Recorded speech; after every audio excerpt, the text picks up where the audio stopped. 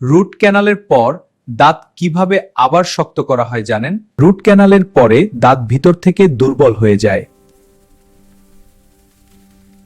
এর সমাধান হলো ডেন্টাল ক্যাপ বা ক্রাউন, যা দাঁতকে সুরক্ষা দেয়। তাই ক্যাপ না দিলে দাঁত ভেঙে যেতে পারে।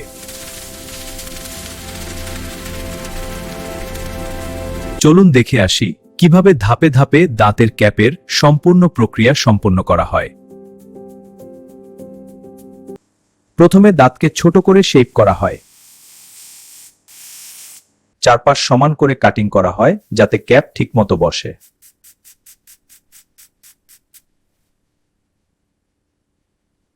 এরপর নেওয়া হয় দাঁতের সঠিক মাপ।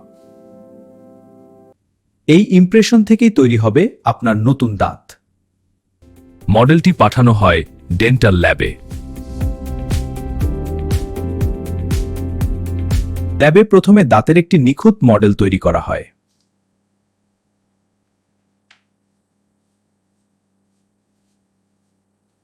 এরপর সেই মডেল অনুযায়ী ডিজাইন করা হয় ক্যাপ।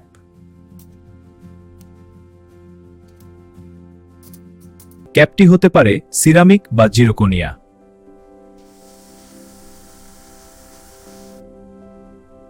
শেষে এটি পালিশ করে প্রাকৃতিক দাঁতের মতো করা হয়।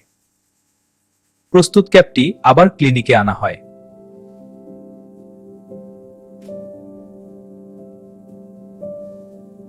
প্রথমে ট্রায়াল দিয়ে ফিটিং চেক করা হয়। প্রয়োজনে সামান্য অ্যাডজাস্ট করা হয়। এরপর বিশেষ সিমেন্ট দিয়ে ক্যাপ বসানো হয়।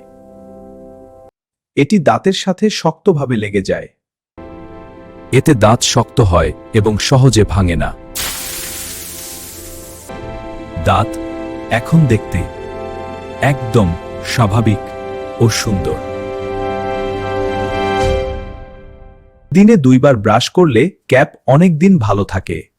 খুব শক্ত খাবার এড়িয়ে চলুন, যেমন বাদাম বা শক্ত ক্যান্ডি। এগুলো আপনার ডেন্টাল ক্যাপের ক্ষতি করতে পারে। তাই সতর্ক থাকুন এবং নরম খাবার খান। সুস্থ দাঁত মানেই সুন্দর হাসি।